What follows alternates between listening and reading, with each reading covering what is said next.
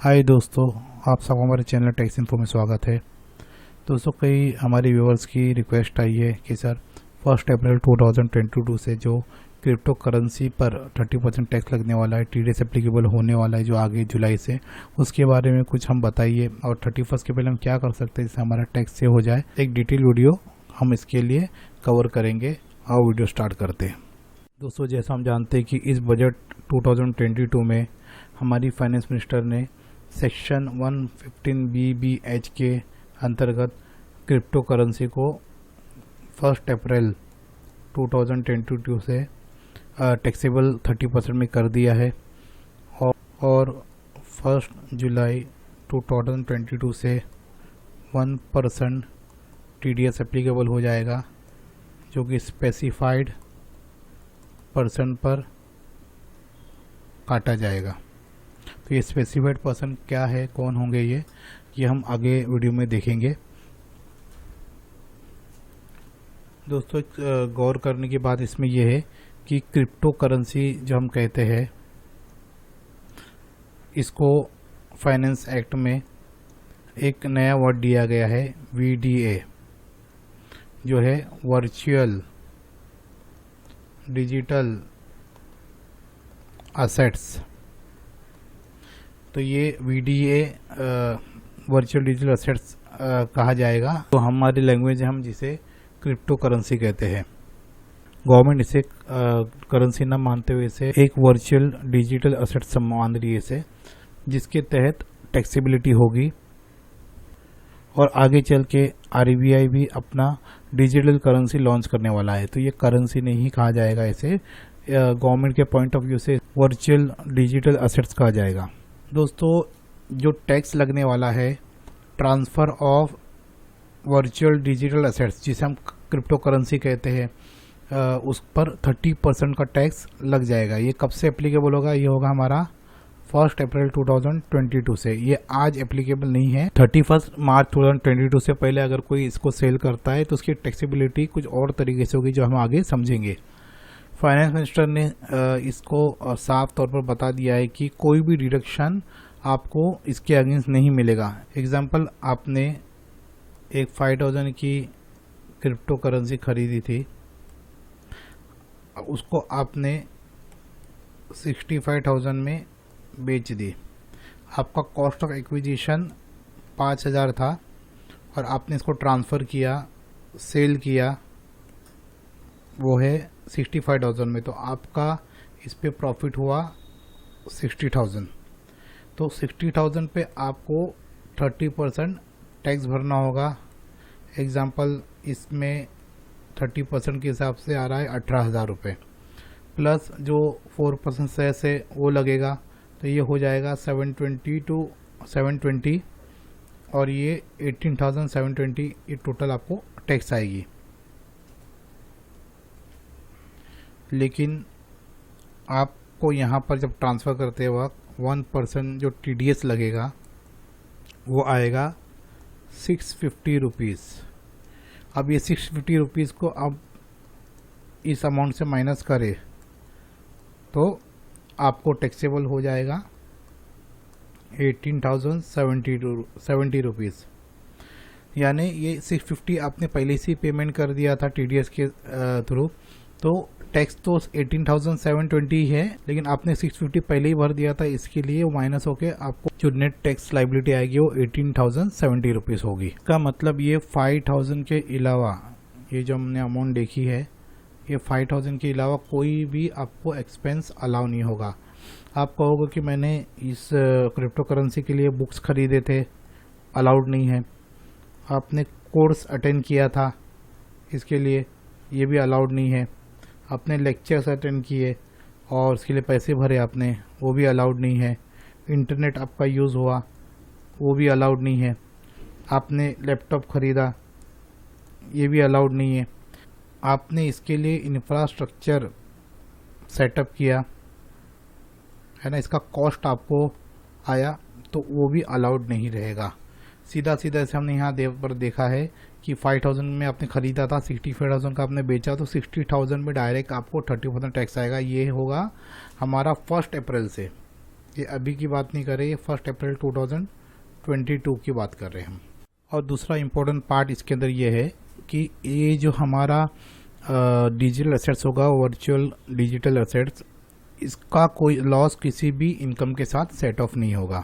इसको भी समझते हम कि ये किस इनकम के साथ सेट ऑफ नहीं होगा। फॉर एग्जांपल आपने इस क्रिप्टो करेंसी में लॉस बेयर किया है 5,000 का, ये लॉस है आपका, और आपकी बिजनेस से कोई दूसरा इनकम है जिसके अंदर 50,000 आपको प्रॉफिट आ रहा है, या कोई और इनकम या सैलरी पकड़ लीजिए आप इसको, तो इस कोई भी इनकम के अगेंस्ट ये सेट ऑफ नहीं होगा। सेकंड क्वेश्चन ये होता है कि ये जो ट्रांसफ़र करने का लॉस होगा वर्चुअल डिजिटल एसेट्स का, क्या कैपिटल गेन जो हमारे शेयर वगैरह दूसरा होता है, शेयर म्यूचुअल फंड ये सब ट्रांसफ़र करते हैं, इसमें अगर कोई प्रॉफिट हो, क्या इसकी प्रॉफिट के साथ इसका लॉस सेट ऑफ हो जाएगा?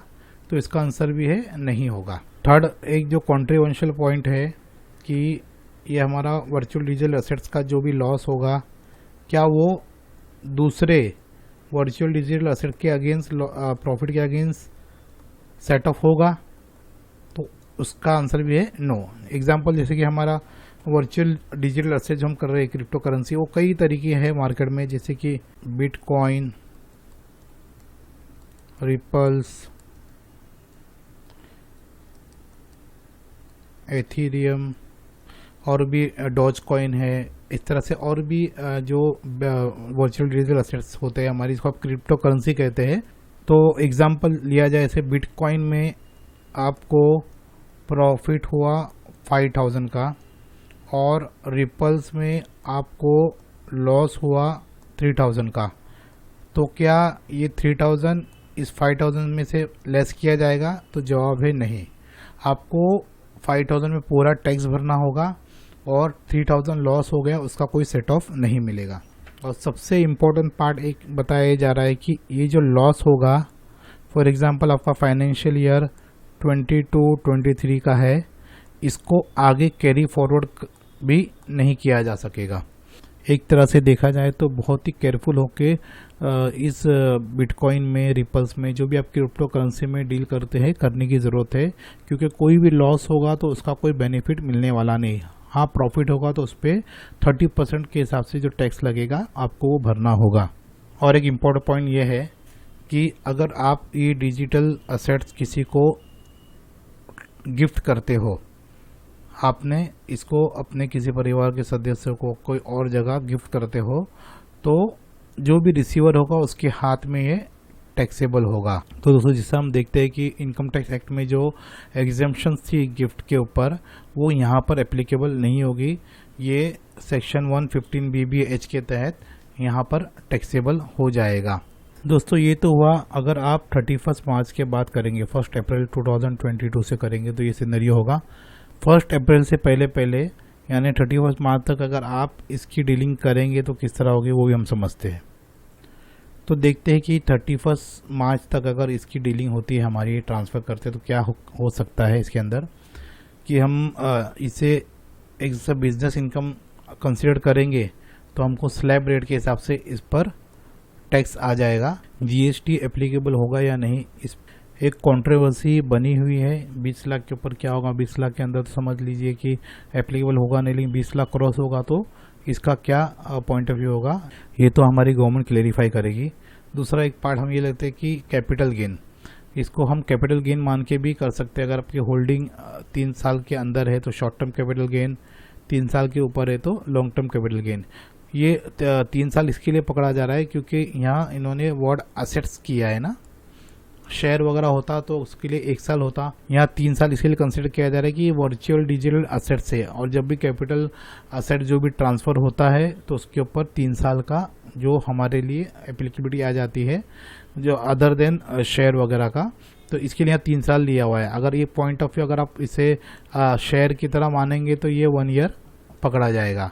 कई चीज़ अभी तक जो है पूरी क्लियर नहीं हुई है, लेकिन एक आप स्टैंड लेके इस तरह से भी कर सकते हैं।